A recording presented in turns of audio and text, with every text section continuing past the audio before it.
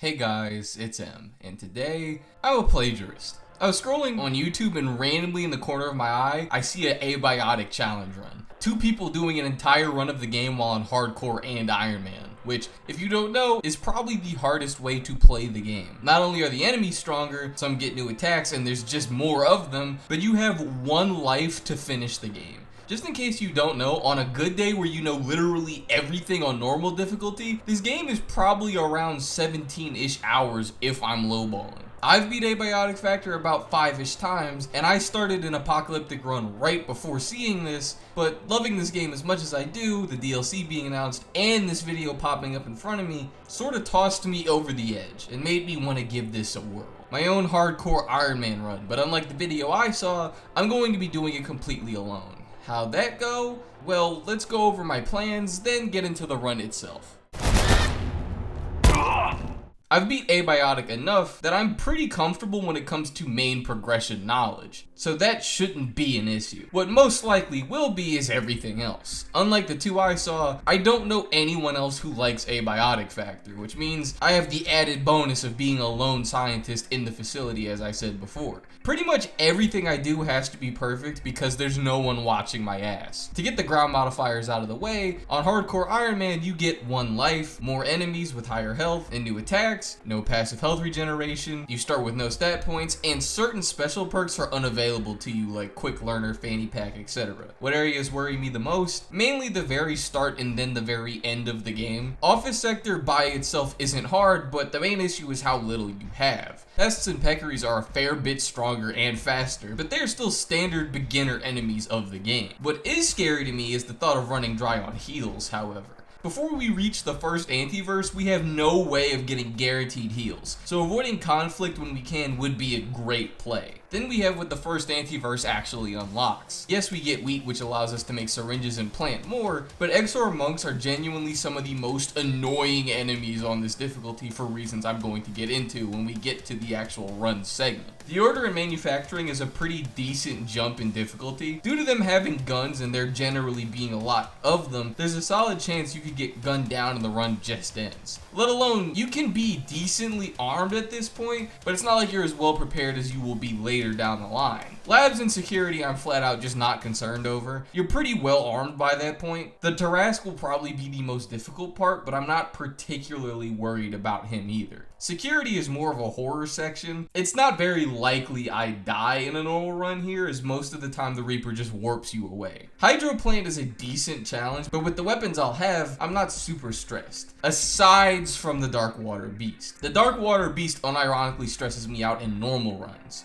Sure, he's not that much of a threat, but the fact he can one-shot you is present. The rest of the run, to be honest, I'm really just scared of the gatekeepers. On normal, the gatekeepers are a real pain in the ass that will most likely kill you once or twice. Here, I have to play perfect against a ton of the ultimate enemy. But after them, the final boss himself I'm not really worried about. He's pretty strong, sure, but given the help you get for the enemies, if I can just focus him, we should be fine. But now that we've discussed all that, how did the actual run go? I'm ready. Let's just name the world challenge, because I'm already doing an apocalyptic run. It's a good thing that I tried apocalyptic before this, because going in blind, I imagine I would have got shit on by the Exor, because he completely shit on me the first playthrough. So yeah, ultra hardcore mode. You are insane as you are scientific. You have no starting perks. Many perks are off limits. What does that mean? Many perks are off limits. What perks are off limits? Oh, they mean these? They mean traits? Do we just take Gardener? Like, is +3 damage? Yeah, I think we do just take Gardener. I think we're just going to be a thirsty guy. Let's do this. Day one, I was kind of just a ball of nerves. I had dealt with peccaries and pests before on apocalyptic, but given I had one life, to say I was on edge would be a bit of an understatement. The first major thoughts to come to mind were to set up a base and get as many supplies around the facility as early as possible. Normally my base is set up right in front of the trams, but given a security bot walks through that pathway every single night, if you don't kill him, I decided against that. As despite the fact I don't think the beginner security bots are scary, it only takes one one bad run-in. Also, dealing with a guy randomly trying to break my stuff each other night would become kind of annoying. So I settled on living back where you first learn to make a workbench in the cafeteria. It's a bit tiny, but it's safe. I didn't doubt I could make it work. That aside, before meeting the XORs, I pretty much took everything out of the data center. This isn't a place we want to be constantly diving back into due to how dangerous it is with the XORs and gatekeepers. So the first few hours was really just that, prepping and scavenging. Some may expect me to bring up the first security bot encounter, as even in the video I saw, they made him a semi-big deal, showing themselves jumping him together, but with the Choppinator, it's ridiculously easy to cheese them. You simply just stand behind the thing and the robots can't get you. This doesn't work the entire game, but from security down, this will most likely be what I do to fight these things with as little risk to myself as possible. I hovered around gathering resources until my healing reserves got pretty low. At this point of the game, I can only find syringes but not make them. And I also can't upgrade the workbench to heal myself until I kill at least 2 XORs, which would require me to go to the first antiverse. Before going there, I borrow a technique from the other video, slushy bombs. Here, have a free stun on us. And it's 3 a pop? Oh, bro, no fucking wonder they had so many. That's nuts. In normal runs, I'd argue you don't really need these. Helpful, sure, but not particularly needed unless you're playing over safe. They don't do any damage and just hold the target in place for a bit. But in a run like this, and especially at this segment, they are near perfect. They're super cheap and only require a tech scrap and a slushy for 3 a pop, and will become a staple of our arsenal, maybe until even the end game. Heading off to the antiverse, I'm not going in completely blind. One of my incomplete playthroughs was on Apocalyptic, and I made it past this segment, but if you don't know, XORs fire off in shots of 3 instead of 1 and seem to be more jumpy with their teleports. In short, they will annihilate you in seconds if you don't fight them right, especially at the point of the game where you're fighting them with cute ideas instead of real weapons. So I get my slushy bomb out and get to work. Oh, it's on contact. I didn't know that. Whew.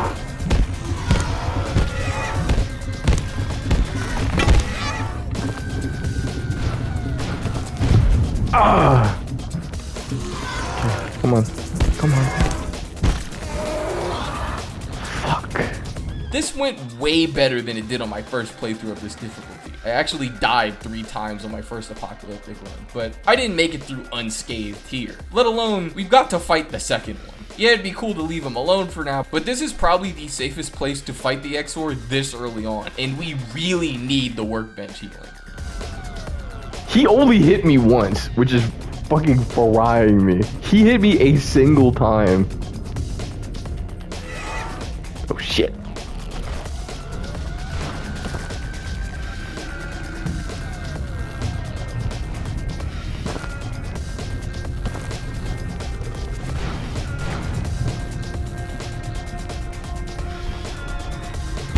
Oh! 2, 3, 4, 5, 6. It's about 6 hits. What? I hit myself!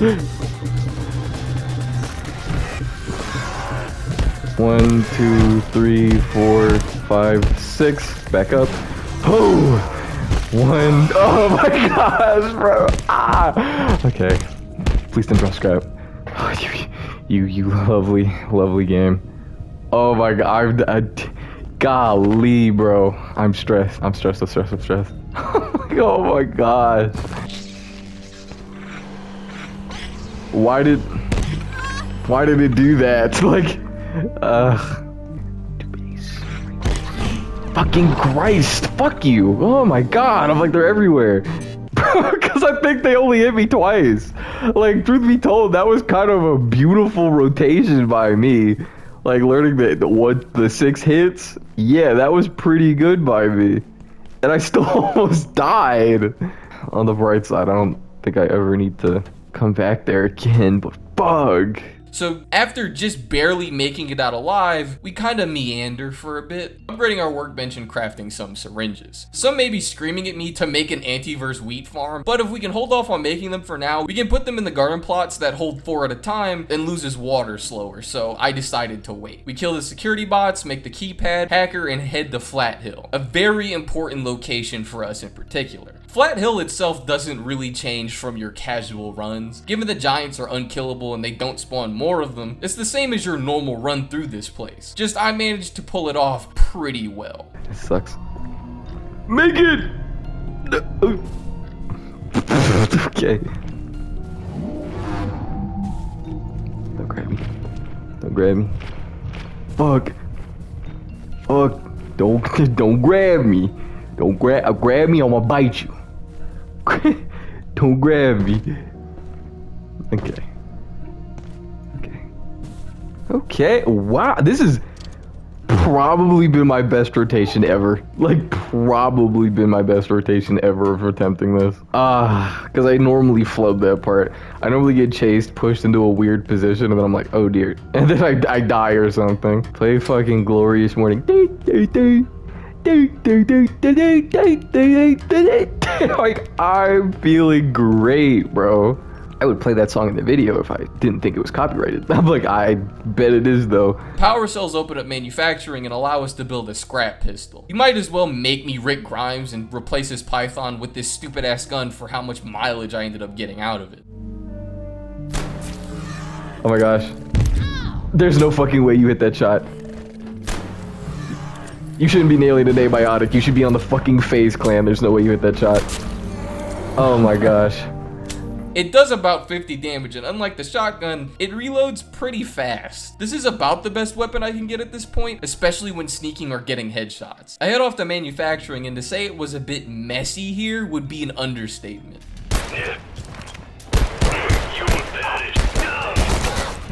Shit. We will destroy you and you will be forgotten. No. These beatings make no sense.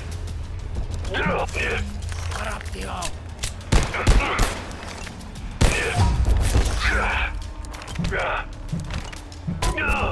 Thank you. Fucking what? From what angle?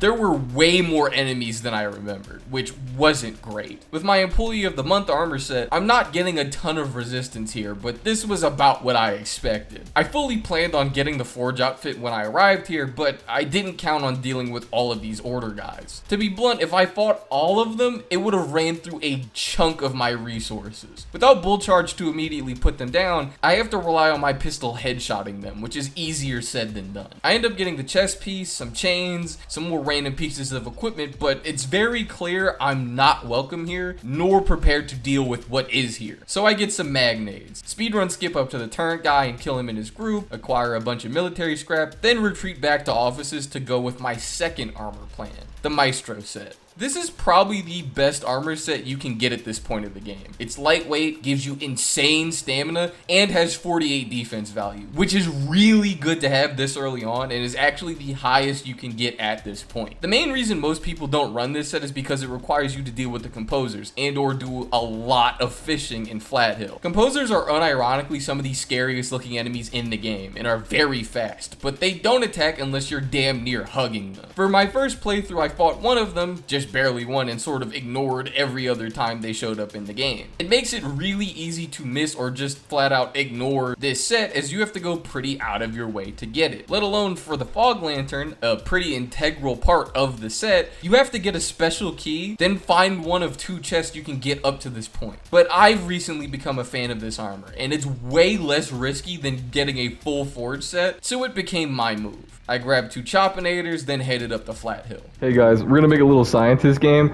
By the way, we're gonna make a fucking alien with a cloning move, because he's actually a fan of Naruto. Don't know if you guys knew that. Hit show Naruto. Us aliens watch it. Stop fucking grabbing me. Unlike the security bots, the composers straight wriggle around the chops quite often, but it's really good DPS, let alone I'd rather not waste the resources to kill these things as they're quite healthy. In my opinion, they're more intimidating at a glance than they are actually fighting. They move and hit fast, sure, but they don't hit very hard. Compared to the Order, I'd say they're a little bit under a small cluster of soldiers. But regardless, this spurred quite the story arc. I killed a composer or two, they both even dropped keys, but they simply refused to drop organs, which one is needed for each piece of the armor set. This sort of forced me into a weird position because there's only 2 or 3 composers that spawn at a time in Flat Hill. So unless I want to sit with my thumb up my ass, waiting for the portal worlds to reset, my only option was fishing. So fishing I did. A lot of fishing. I was really tempted to call this the fog arc given how long I spent in this segment, but to make it short for the video, I spent a solid hour or so just fishing this one spot over and over again for cordfish, as once they are cut up, they drop incomplete organs, which can be made into a full one once you have 5. What was annoying about this is the cordfish have a chance of just not dropping these at times, so the next few hours was me just getting fish, going home, chopping them up, maybe not even getting a piece, and waddling back. I even got the fog event in the lab and killed 2 more composers in the hopes of getting organs, but clearly my luck was sharp, so I head back to fishing. This would have been one of those segments the backlogs would have said, "So we cheated it in. It's clear I could get it over a while, but nothing is more valuable than your time." But unlike him, I'm on console, so that wouldn't be an option, and B, I actually do need these experience points, so it somewhat worked out. When I started, I didn't have fishing leveled at all, but when I left, I had fishing at level 5 or so. When it's done and I finally make the armor, I was beyond mentally fried. The pests and peccaries were getting straight John Wicked because I was so tired of dealing with these damn cordfish. Before I ended off the night, I returned to manufacturing. Given what I had loosely scavenged before, I managed to build the tram key. Pretty easily made it through the train, acquired the materials to fix the synchrotron, then I called it a night. I could have finished up everything here, but after the Great Fish arc, I was beat and would have probably been playing like an insane person if I kept going.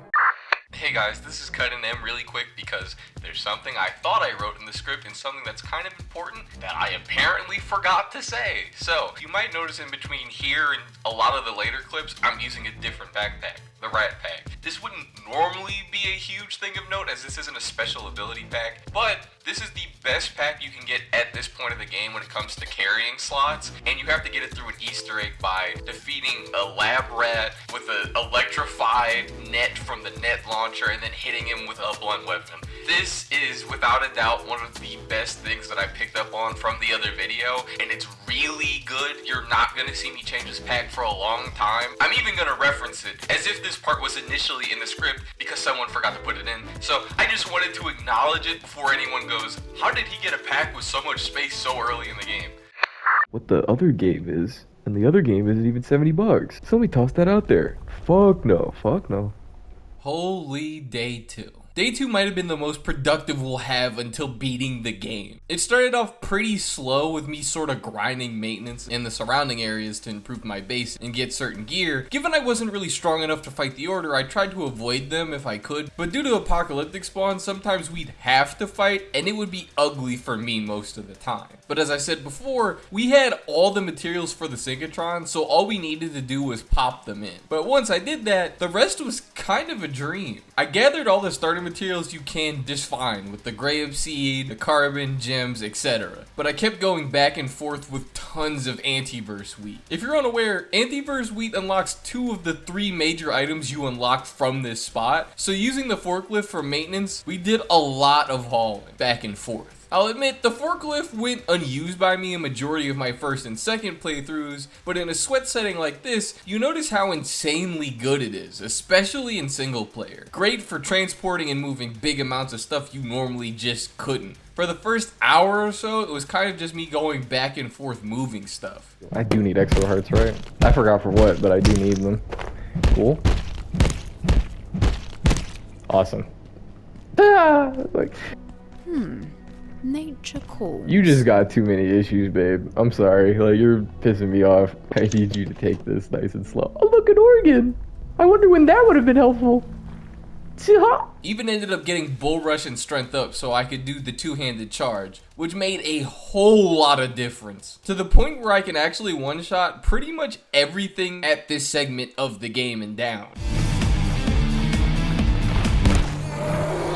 What anime did he think he was in, bro? But once I got all the recipes and plotted accordingly, we made the next tier of scanner to open every door, we waited for the grape seed to grow and farm the laic for the 4 mandatory essences.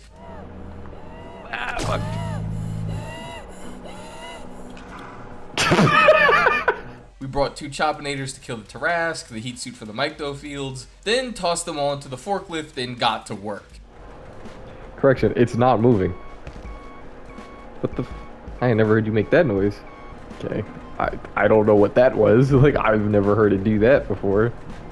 Yeah. Because I think all we need to do is go to the side where, like, that paint is and go up.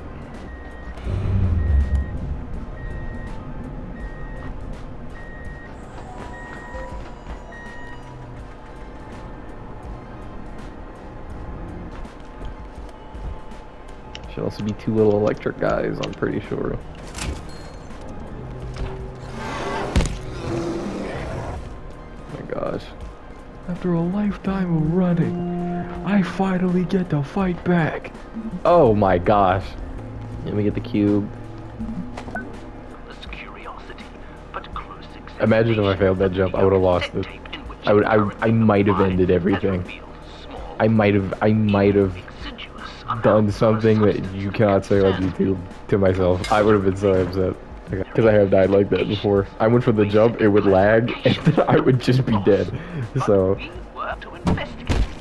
there is no fucking way I missed that. Like, yeah, this part might actually be kind of annoying. I don't really have anything to do with the Helmholtz zombies. They might just get some pistols. Some pistol shots, low-key. Because I think they all go down at one shot. The problem is the zombies hurt. Like, they unironically do a decent amount of damage. I might blow you guys up.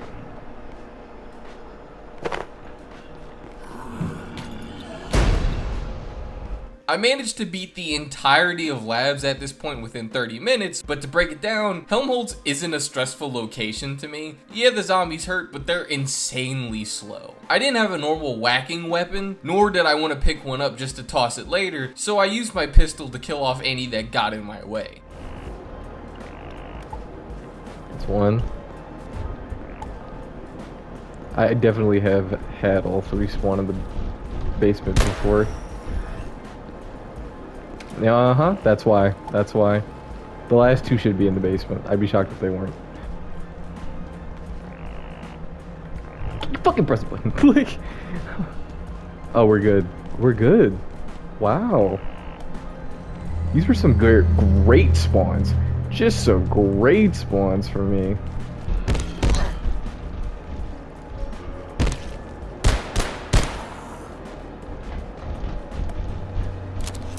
Once spat out, I immediately popped in the 4 essences so I could take off the hazmat suit I had on. We're gonna need that tier 1 weight speed for the turrets.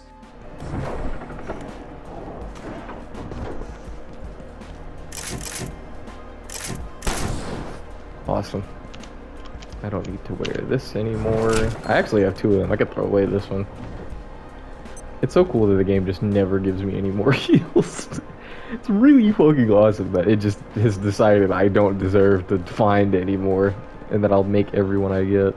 Getting by the initial turn room isn't that bad if you have a general idea of where to go, but the main problem and place I initially died to in my other apocalyptic playthrough was the mounted gunner segment. Normally this is pretty easy as it's just one guy by himself, but on this difficulty he had a sniper covering his side. But luckily I prepped for this with 10 or so mugnades. I peeked my head out and then just started lobbing them. I hoped I'd hit both, but I only managed to snag the sniper, which was acceptable. I then ran up and bashed the mounted gunner, hacked the terminals, and then went off to deal with the Tarrasque. Yeah, I'm not even. I was like, where am I? Yeah, this is the part I'm thinking of with the. I'm gonna have the younger grenade. I can hit both. There's a sniper at the end, and there's a guy. I can throw a grenade and hit both of them, hopefully. I'm scared of this fucking sniper though. I'm gonna be so honest. Ooh. I got one of them. I don't know who I got though. Like,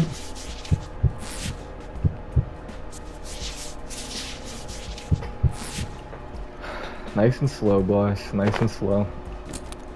I'm like, it sounded like I got the sniper. Yeah, I did. Okay. That's good. That's actually fine. I don't really care about the other guy. I can kind of rush him from what I understand. Yup. Yeah, I'm like, he can't turn that far. Bitch. Oh my god. Oh my god, bro. Now, the Tarrasque is a scary enemy to normally fight. To be honest, I don't know what you normally do fighting him one-on-one, but that's not what we're going to be doing here. This was around the point I stopped in my other playthrough and started this video, but the Choppinators can put him down fairly quickly. I planned for a fight where I'd carefully maneuver him around the Choppinators while also not getting flattened, but something even better happened completely unintentionally.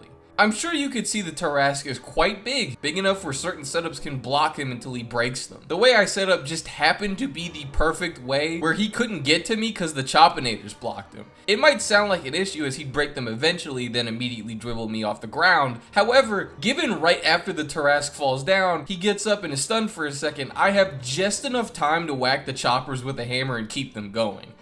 I think once I put these down, I should be fine.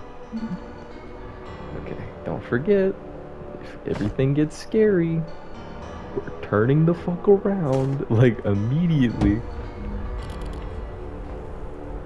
I'm trying to think of how to position this, because you can't really get him stuck, which is the problem. Yeah, because I think last time I tried to get him stuck between two Choppinators, and it kind of works, because his hitbox is pretty big, but at the same time, not really. So these need to be fully fixed. I'm gonna have to fix these like mid-combat, I'm pretty sure. I think I had to last time. Let's make sure we have everything we need. We have our pistol, we have our crowbar. I'm gonna have to sneak past the Choppinators to hit his back. Yeah, I don't know what else I would need. Yeah, alright, this looks serviceable. Shields decently. Here's where we...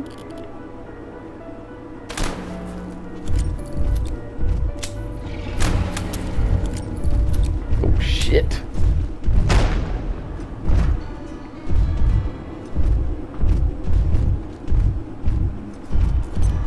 What move is that? Like,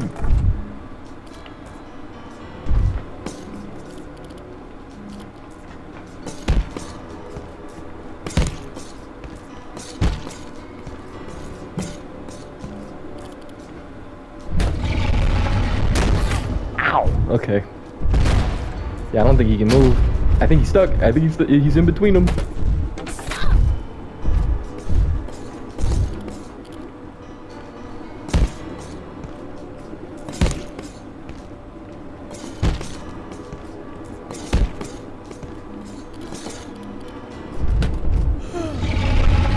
Are you really tired right now?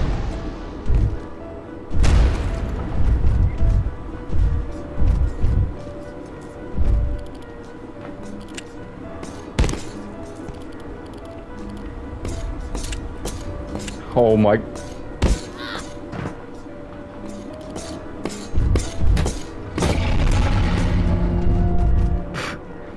I'm like, bro is literally leaking, and he turned in such a weird way I couldn't hit him. Like,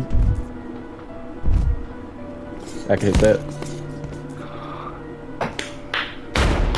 Immaculate Tarrasque run! Oh my gosh, immaculate. To be honest, the hardest part of the fight was trying to whack his back vents without getting cut myself. Needless to say, the fight was only about 5-ish minutes. Before I left, we grabbed a snag vine that's found around this segment. This isn't necessarily a huge skip, but it can save us a fair bit of time and security. What? How did I do this? Because oh. What am I doing? Bees? I don't remember that. We speed blitz the myctofields. The only thing of note is grabbing the rope flower seeds. This is going to be huge for later, but I'll let you see how. Given coming out of the myctofields we walked away with enough to make thermite, we dropped off a load, made the bionic legs, something that you'll see is important for later, then we headed right for security. Security is an initial playthrough fear jockey, to be honest. It's probably one of the easiest segments in the game once you get past your initial fear of the Reaper chasing you down. Even if he does catch you, he just sends you to the Shadow Realm most of the time, so it's not a big deal. Most of note thing that happened while I was beating this level is I managed to upgrade the Maestro armor to the next tier, which gives us 63 armor with light equip load. To be honest, I think this armor set's pretty slept on due to how out of the way it is to get. I mean, light equip load with enhanced stamina makes it super easy to get around, and you're not constantly running out of breath. Anyways, if you noticed, we knocked out 3 segments of the game today. Sure, I did most of manufacturing the day before, but this was huge for the run, and it pretty much went without any issues. I also did a fair bit of fishing. I wanted to get the gate key card so I could go past the security bots without them attacking me. In my head, I was going to use this to sneak past them and then smack them, but given most of the time in this game you actually need the materials they drop, it doesn't make sense to try and avoid them. Basically what I'm saying is I fished to gain a lot of night essence for this key card. I got it, then never used it. Don't expect this fun little plot point to come up again, as this was just straight up a stupid waste of time.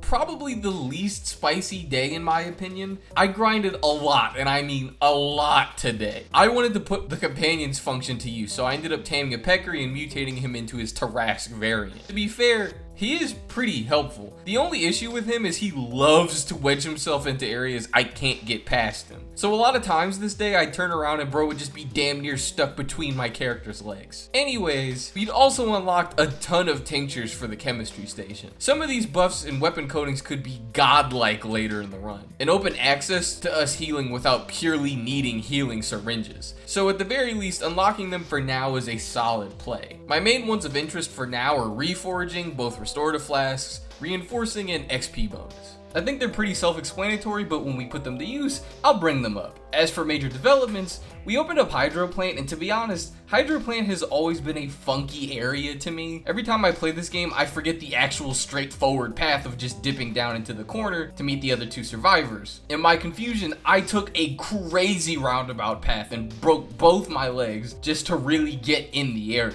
But to be honest, I'm not really afraid of the enemies here. The security bots have a weak spot that can instantly kill them if you hit it enough, making it one of the easiest bot versions. Granted, I wasn't aware of the fact that they get to unload every single piece of ordnance in 0.5 seconds on this difficulty, but given my dog was taking most of the shots, it wasn't that bad. The new X-Lord type is neat. He's a bit healthy, but my running bash alongside a few of my other weapons do enough damage where he's not that much of a problem. My main fear here has been the Darkwater Beast, a threat that can one-shot you if you fail his interaction. Granted, in a normal playthrough, he doesn't often kill you. However, this isn't a normal playthrough, and I would really rather not have this run end because of some unkillable fish. But what was the main issue? I hadn't got fishing level 15 yet. For those unaware, at fishing level 15, the Darkwater Beast simply won't attack you at all. This means we could avoid a potential instant failure in the run, but given I've been fishing and fishing and fishing,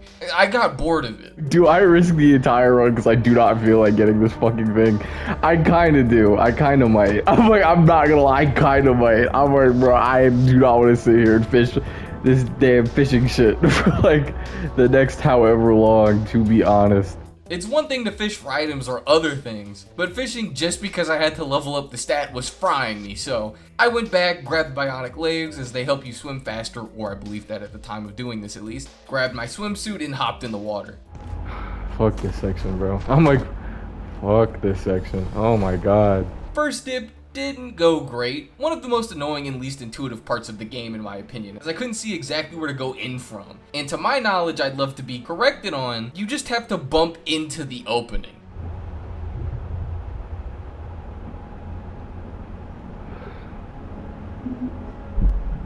No.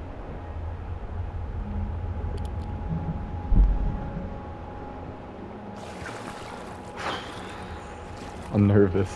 I'm warm, bro. I'm dead ass warm right now. Oh my gosh. Oh my gosh, I'm pacing in the game. I don't want to go in this water. I'm like, I cannot explain how much I hate this part. I don't know if I have thalassophobia, but this part of the game makes me think I do, because it makes me so warm. And I'm even warmer because I know if I die, the run just ends. So I either risk instantly dying right now, or I fish for 5-ish hours to get fishing 15, so I don't run the chance of getting my permadeath run.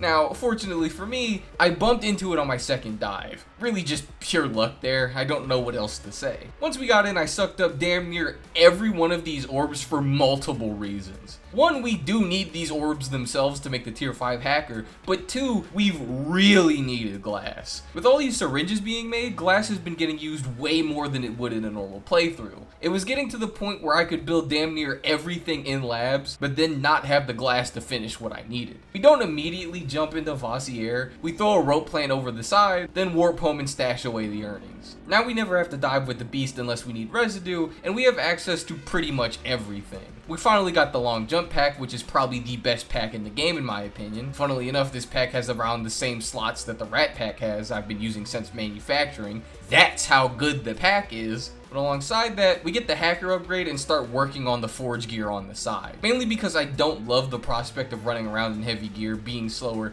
and having a lower defense value. But we are a single area away from the gatekeepers, aka the strongest force in the game I mentioned being afraid of near the start. With the forge set, we should be able to offset a fair bit of the difficulty they provide, but it's still going to be a rough segment, especially since I don't know what changes they could have potentially gotten. Either or, Vossier was pretty annoying. The only thing I brought to keep my character warm was the warming shield. So my character would non-stop talk about how cold she was due to having to put it away when reloading. And the reloading period is just enough time where your character might freeze, which did happen quite a few times. Other than that, I swear Apocalyptic added 1,000 times the shield guys, because once we got to the middle section, there was about 8 billion of them. Ignoring that, the rest of the level was pretty easy. You might be wondering if we fought the Yeti, and the answer is no. I couldn't think of a single thing that he drops that would have made that worth it, so I just slipped through the portal when he wasn't looking. The rest was just light work, to be honest. Some battering ram charges here and there pretty much deal with everything that popped up, and with the next tier of hacker and the matrix thing from Vossier, we were able to open up the inner segment of hydro plant. This bit in itself is one of the shortest segments in the game, so it wasn't super difficult. Even when we head to the other realm here, I intentionally ignored the optional paths and went right down to the fungal removing stuff and left. The Exors here just weren't enemies I wanted to deal with in clumps, especially at the moment. But at this point, it was late, and I decided to get some rest for, without a doubt, what was going to be the hardest part of the run. Reactors. The gatekeepers of lore I've been talking about since the start finally making their appearance were going to be in the home stretch. This is going to need to be our finest hour, as it's very possible for everything to go down the toilet here.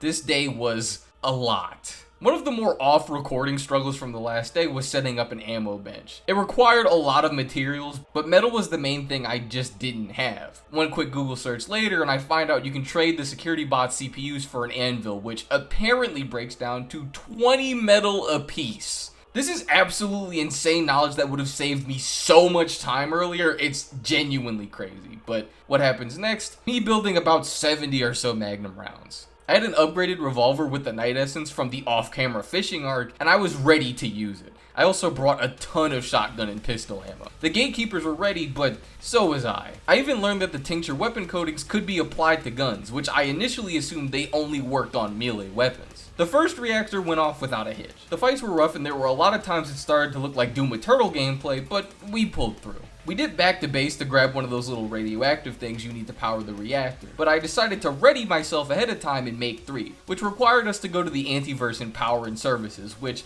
I will admit I played pretty recklessly. I aggroed damn near every enemy and used a lot of bullets, but I did get by and get the 3 reactor things. With them in hand, I activate the first reactor. Then I was stuck with the horrible realization that the radioactive reactor was the next area. I despise this segment in particular. Getting in is confusing, the enemies are dangerous, and there's so many pathways that lead to other pathways I often get turned around and confused. In my head, you could tackle them in any order after the first reactor, and I was going to do this one last. But in reality, you have to do the first two, then you can select anything else for the others. I had been ready for conflict. I had brought my dog, my guns, and while I maybe could have went back home and refueled a little bit, I still had around 10 healing tinctures alongside all of my syringes. So I felt ready. Fortunately, I was muted for this, but I have to show you this raw.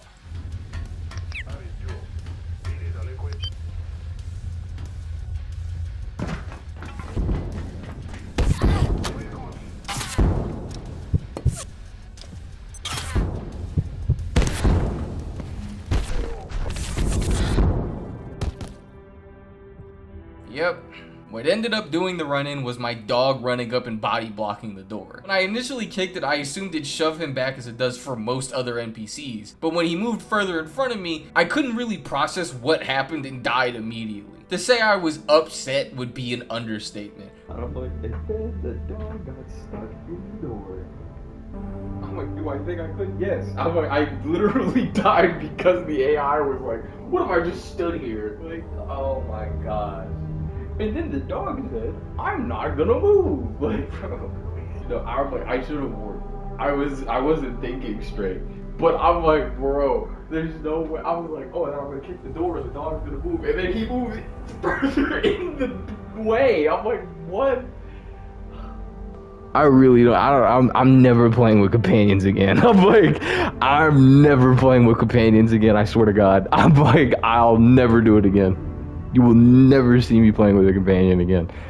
Oh my gosh, you'll never see me. I'm dead ass. My eyes a little moist.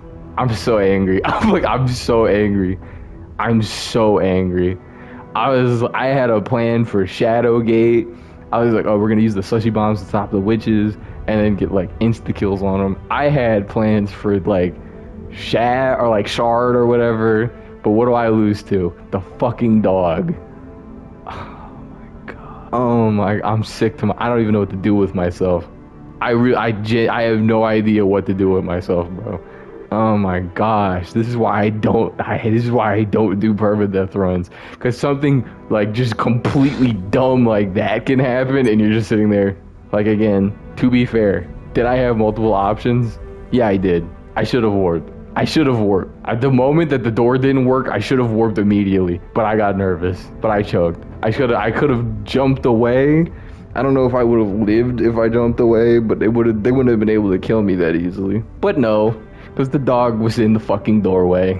I'm sick to my fucking core. I'm dead ass like so angry. I'm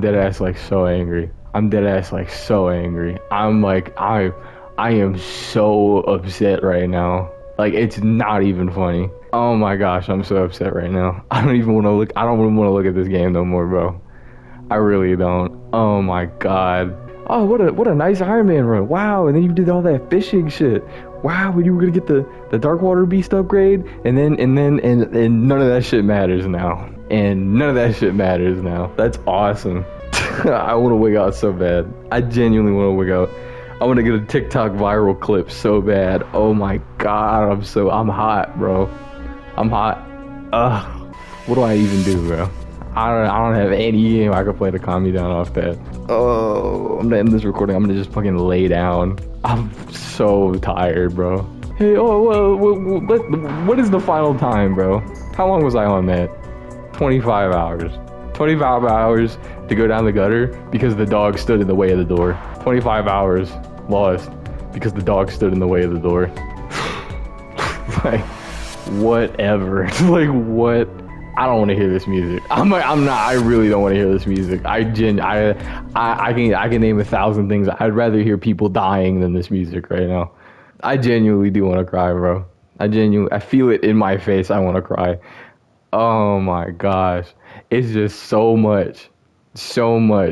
And then what kills me? The fucking dog. I'm never playing with companions again. I'm like, it's not happening. In a normal run, that would have been kind of funny. Worst part is, as I said in the recording, I could have survived this. There were 2 plays I could have done that would have made this completely avoidable. However, I was so panicked at the moment when the door didn't move, I didn't think about it till the moment I was dead. 22 hours of a run. All gone because the dog who usually warps behind me or just isn't next to me unless it's combat randomly blocked the door in front of me. Had this opened, I would have ran in, healed, and survived, but here we are. All the amazing plays, all the prep work for later with Shadowgate and the tinctures, all of a sudden none of that mattered because this dog blocked me. Due to me actually loving the world we made over the course of this run, I managed to go into the settings and revive myself just to see the home base one more time. If you guys are willing to look the other way on the moment and I would be allowed to get a second chance, I would gladly continue this run. For a moment, I thought about starting over, scrapping the script and all the footage, but seeing how far we came and how much gameplay I actually put in, I noticed I just didn't have it in me to start from scratch, especially now. So, I guess its fate is up to you guys. Do we patch things up and see what would have happened without the door mishap, or do we call it here? Let me know in the comments, and I've been M, and I am out.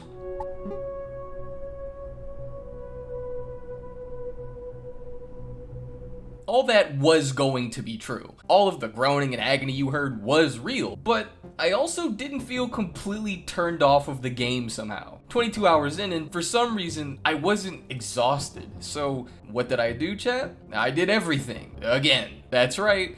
Every fishing spot, every major boss, every single event that leads us back to reactors. I wanted this to be my big upload of this month, and I'd be damned if I let this one death stop me from making that happen. Which, funnily enough, the run you're going to be seeing is technically my fourth, as my second and third were lost very early on. But that's besides the point. I didn't clip as much this time, but a lot of the stuff that went smoothly before just didn't this time. The Symphonists just didn't spawn like they're supposed to. Not sure why, but I'd only get one or none at all, so I pretty much got most of the Maestro set by fishing. Only 2 Symphonists died here, while I think in the last run we killed about 7 or so. I tried to do a smooth full clear of labs like I did last time, but our home hold spawns weren't as good. I got so lucky last time.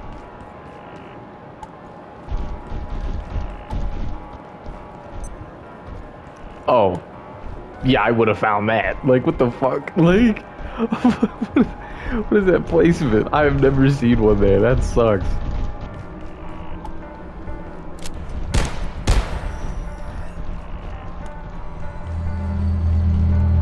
We came out of it with a rad storm, which semi-forced me to go back home. Really, really cool that, you know, we got a rad storm.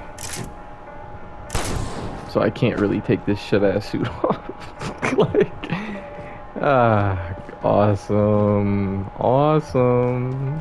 Exactly what I wanted. Fuck. Okay, okay. On our operations here. Unfortunately, we seem to have fallen under their gaze. Or perhaps always were. As much as Gate attempts to uncover the truth and technology. Good thing I have to do this slow-ass animation every time. Like, bro, golly. Did they shoot me that much that last time? I think I actually had running speed because I didn't have to carry, you know, a rad suit at the same time. Yeah, fuck that. Like, I just had to get irradiated for a second. Oh my god. I'm like, I could have died right there. That would have been crazy.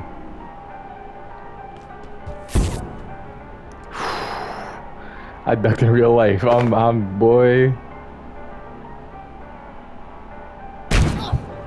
Why is this sniper so fucking accurate all of a sudden? He was not shooting like this before. I'll tell you what.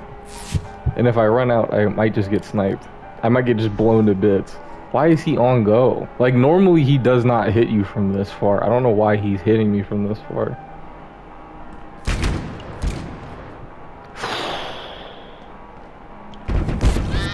Like, what the fuck? Like, what is this?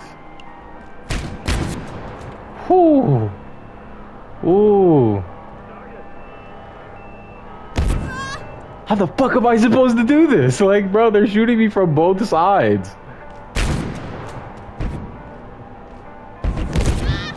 There's no fucking... I cannot get an angle. There's just no angle. Why is he shooting me from so far away? Like... Do I just close and open the game? Because this doesn't even seem right. I swear to God, they are not meant to shoot you from this far away. Because if I just run out there, he's probably just going to kill me. Like, it's very likely he just erases me off the face of the planet.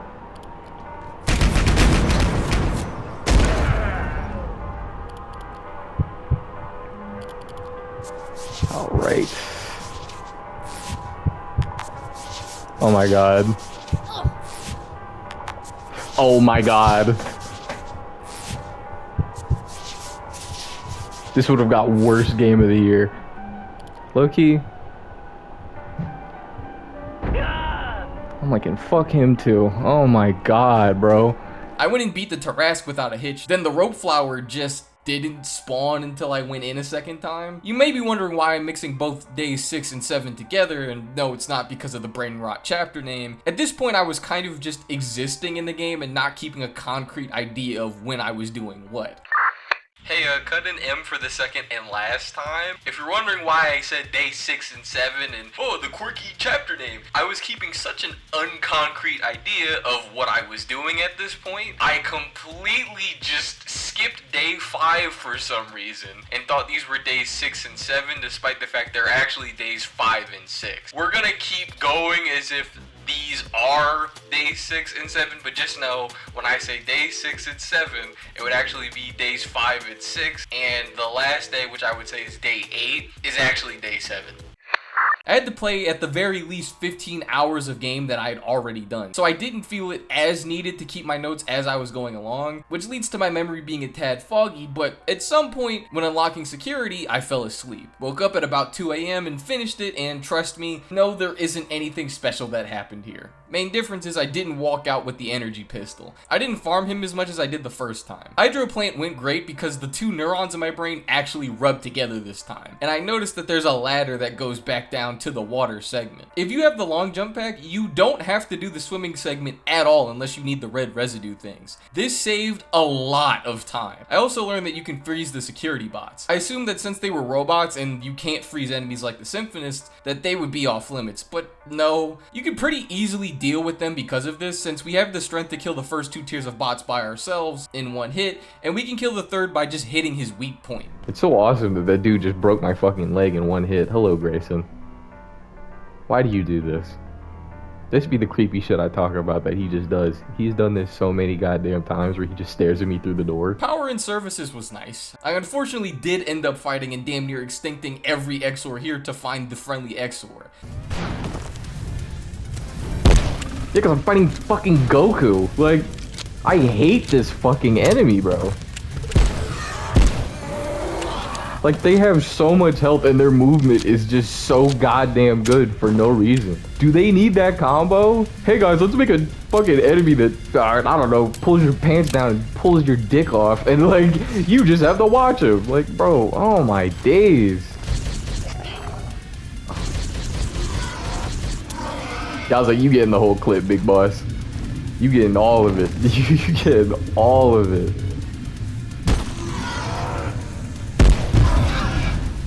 Okay, he died.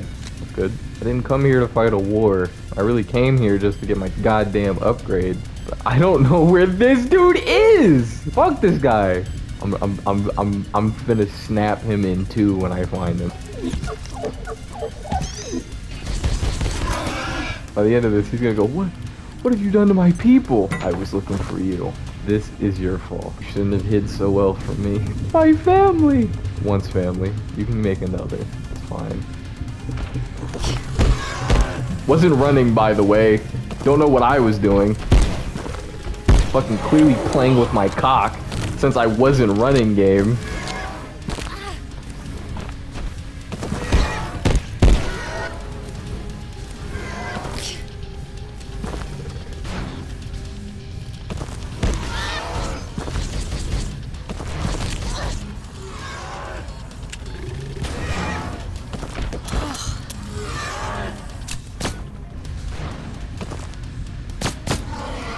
Yo, fuck this enemy. I'm so I fucking hate this enemy. He's so ass. Like, why does he have so much movement? Hey guys, we're gonna have a guy that teleports, and then he backs away, and then he comes back, and then he fucking snaps your neck, and then he pulls your dick off, and then he eats both of your balls, and then he comes back around. It's like, for what?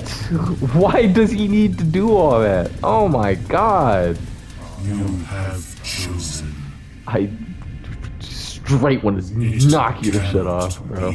This guy, for those unaware, gives you a special Exor armor set which boosts speed and gives you a spirit ally. This spirit ally has no collision, unlike a certain fat ass dog, by the way, and does pretty decent damage, being able to kill most enemies by himself if you give him time. We also get a speed boost, which is very much appreciated. All of this on top of the fact that we get a nice 88 defense while wearing it. It's unfortunate to remove my iconic Maestro armor, but until we unlock the upgrade for it, this is probably the best set we can wear. After that, we head down to reactors. The first reactor was pretty easy. I learned Mugnades can one-shot the basic grunts if you catch them off guard without their shields on, but eventually we reached where the first run ended. Cloud reactor. And wouldn't you know it, I got semi-lost again. Scientiator destructor.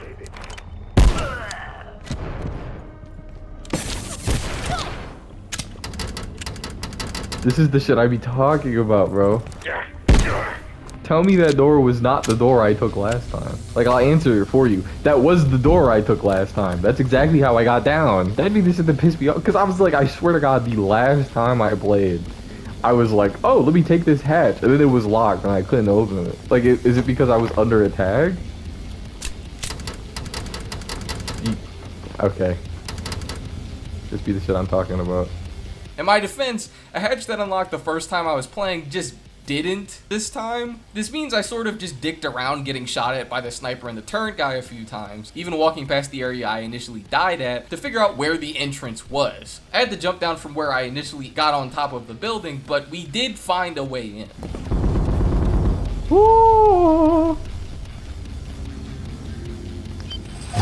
This is exactly where I died. This is the exact spot I died. And it's funny because I have to go this way this time because the door won't open. I might be above it. I have no idea. Yeah, it's right there. That's where I'm trying to go. That spot right there is where I'm trying to be at. Like, and I would, oh God. Scale this wall.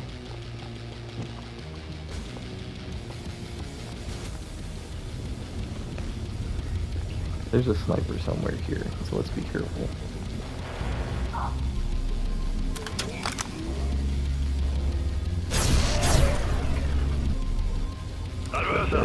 Oh.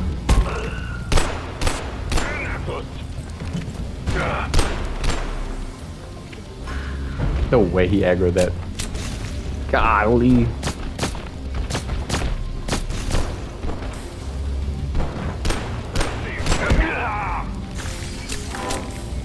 Did he get him? Oh.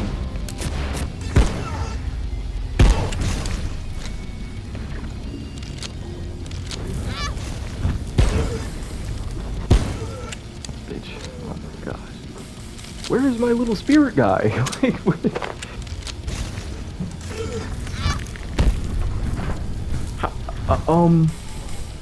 You and I'm a fucking cheater, by the way. Like, what is that?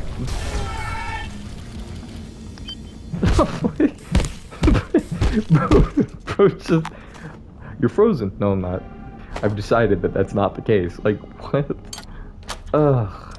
Fuck this area, man. Like, I really just... You really just aren't in the equation right now. I'm gonna need you to move. Yeah, bro. We just sticking niggas anywhere. Like how I planned the first time, we came in with 2 reactor doodads, slapped them in, and finished this segment. When you know where to go, this area isn't hard. It's just if you get lost, you have to fight the entire SWAT team, damn near. The other 2 reactors were actually pretty simple. To the point I don't remember the individual names of them, but the plane-infested reactor was smooth until I ran out of shotgun shells. You won't notice how little damage you do until you run out of shells, and I can't easily run attack these new higher level enemies. But it's led to me kind of feeling like the tickle monster trying to kill a volatile Exor with my pistol. Okay, I think we can... Yeah, I'm like, I think we can just mag dump this guy from here. I don't think he can reach me. Just...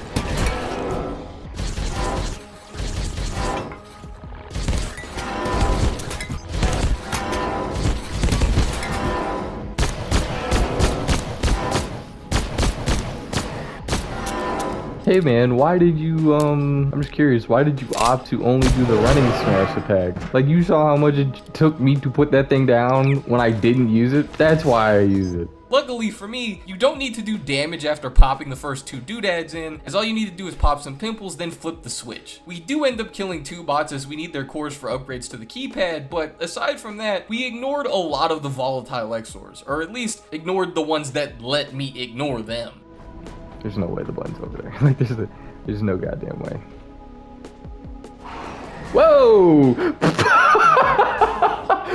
Yo! The final reactor, Gale Reactor, had me worried. This one is swarmed with enemies. The first area where the Order and Gatekeepers are fighting, we simply just jump over them. There's no way I was fighting them in this stint with such funky placements. Slipping past them, I had brought a surprise, a laser turret. I planned on it assisting me, but unfortunately the first section past the goons has the worst outlet angle of all time. I managed to kill a basic grunt, then I got jumped by 2 more and a Jotun. I bled and damn near died, but unlike the first time, I kept my teleporter in my hotbar, so I warped out before they got the chance. A very close call.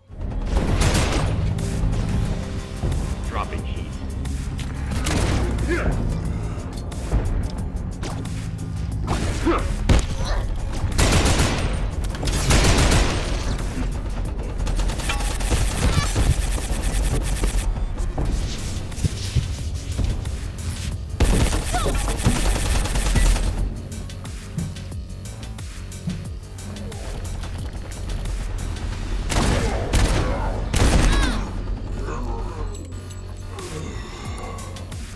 But I healed up, restocked, and came back, pretty much nipping at their toes to push them to the turn and get to the door. Once past that initial hump, we reached the wave segment where droves of gatekeepers push towards you. This is what I was the most scared of. And how did it go? I stayed in one room and most of them died from the other turrets. I wish I could say it was some awesome final stand, but it was really just me sitting around in one room, maybe ducking a Jotun or 2 blasting at me while my laser turret killed what came in.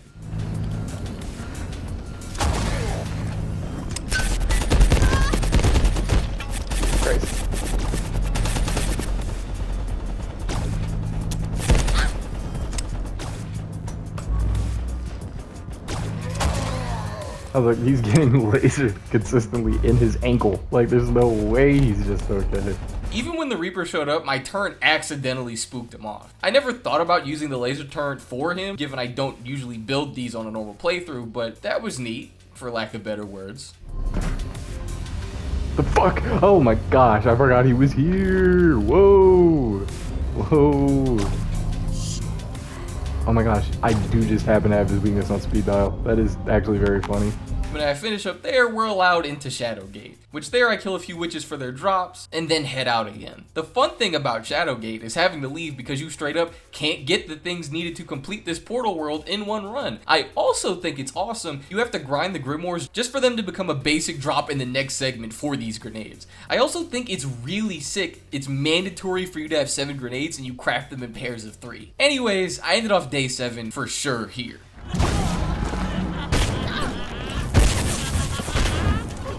To start the day off, I messed around with more tinctures and side stuff, instead of heading directly back to Shadowgate. Tinctures have unironically become some of my favorite things to mess around with during this run, and it's so cool to see all the effects that they can give, from the weapon coatings to just the simple buffs, to which some of those happen to be insanely strong. A lot of the random moments that happen to be caught in this run are from me messing around with them. Also, at some point, I ended up making a second healing briefcase, and if you ever attempt this run or something like this, I'd really recommend you do this. Combined with the trinket that regens battery, as long as you can survive an encounter, you can heal yourself with no cost. This combined with my restorative tinctures made it so healing wasn't really a problem. Something I didn't notice till pausing to think about it was I haven't even been using my syringes. They're neat, but the moment you unlock the restorative, it just heals faster, lets you stack more, and is a bit easier to get a lot of as you just need to get drops from enemies. Regardless, we eventually head to Shadowgate to finish it up, and it wasn't the worst. The worst parts were the courtyard outside and the inner segment with the Wayseeker. Just a lot of gatekeepers. Alright. Yeah, walk me down. Walk me down. Bitch. Like, don't ever do that again. They keep running in the directions I do not need them to go. Also, this dude has genuinely like the worst hitbox. Oh my fucking god. Oh, I think he didn't see me.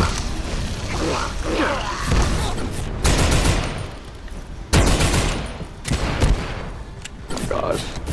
Hey guys, let's code every enemy like a bitch. Like, let's make them all run away, and then they just will not approach you until you approach them.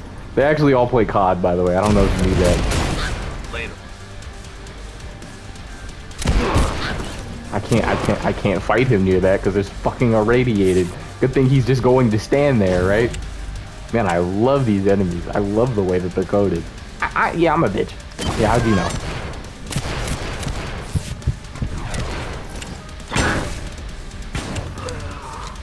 The other thing is they're all like siege players now. I don't think they dodge this much as normal. Every single time I get like, I kind of get started to go, and it's like, man.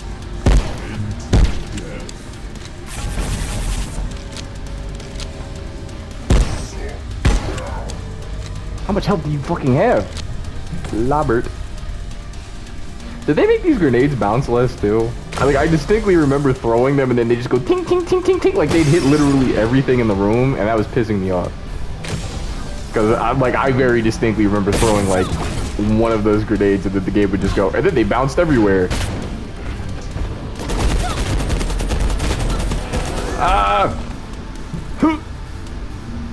What the fuck, bro?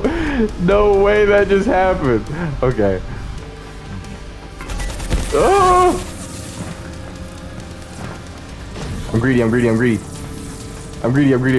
They definitely dropped an item. You're blowing me. They definitely dropped an item. There was a little eyeball guy there. Could you imagine if that was my last grenade? I threw it and it bounced off like that? I would have been hot. I initially planned on bringing my laser turret, but when we started going, it became more and more clear I'm actually quite capable of defending myself. I think that while I know I only get one life, my insistence on overanalyzing how to tackle these scenarios led to me being far stronger than I was giving myself credit for. After that, we go straight to the Praetorium. I had intention on going back to restock, but given I had mug nades, which would be crucial for taking out the truck, alongside a good chunk of shotgun shells, and my melee weapon was still fine, I didn't see it as much of an issue. The Praetorium has a few difficult segments, sure, but the order, especially at this point of the game, aren't that bad unless they manage to swarm you, which really didn't happen until the tippy end of my run. There's a very solid reason you're not seeing a ton of footage from the midsection of this level, and it's because I ran through it pretty quickly. Even the truck was pretty light because mug nades can blow it up nigh immediately without needing to worry about the little bounce of normal grenades. After all of that, as expected, is residences. And unlike the other two areas, I decided to do a fair bit of grinding once we reached here. I also found out you can take Hasta's shoes. I never thought to click his fucking feet. It's a trinket? Like, what? Anyway, the main reason this is a grind spot isn't solely because I wanted to prep, but just because the thermal cores take a lot of resources I just didn't have on hand. So we messed around to the point we even went to the Penguin Antiverse and got digital gold. This unlocked a weapon I completely forgot existed. Hard lightsaber? Hard lightsaber was probably like one of the... Oh, yeah, we gotta farm gate. 150? Nigga, that's crazy. Ew.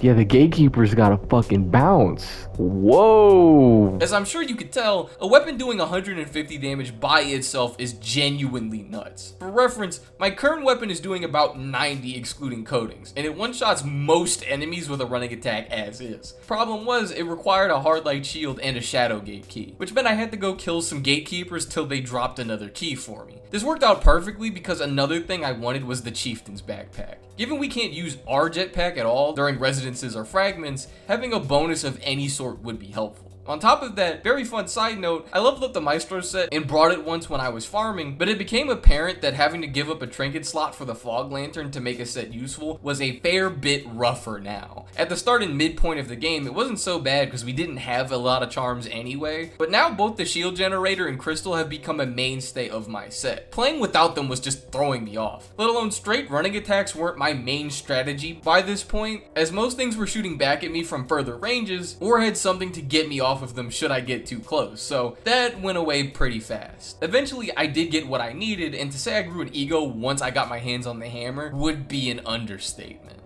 I got a little secret. Oh, let me stop.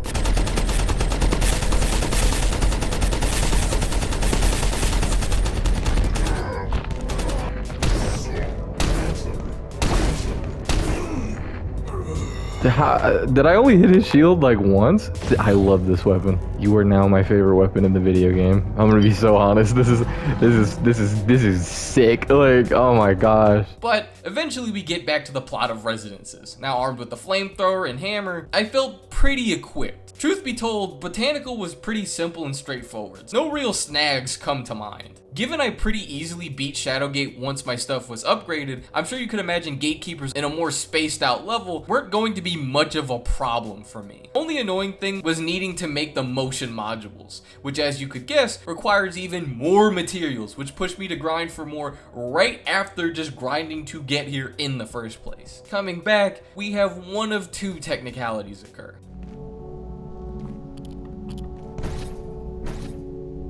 Yo, you see, am I cheating if I close there? Like, the thing literally did not push me far enough. Yep. For some reason, when I went to make the jump on the boost pad that quite literally forces you on an arc you cannot change, I didn't make the jump. Yeah, I quit out. You can say this is cheating, but I'd argue, is it cheating when the scripted event I'm physically not supposed to be able to fail fails? I also had my teleporter hot and ready in my hotbar, so I don't think it's that crazy to think I would have just hit it and left. The second technicality came from another awkward bit. We put in all the motion modules and got to the final setup gatekeepers, which were a bit rough given I couldn't actually remember what was unique about them, but we managed to pull through. The Mystique, however, decided to be very quirky. His thing is that he moves fast. However, well, I'll just show you. What the fuck? Is he meant to do that? Like, that didn't feel coded. I feel like I got lucky. Why is he so fast? Like,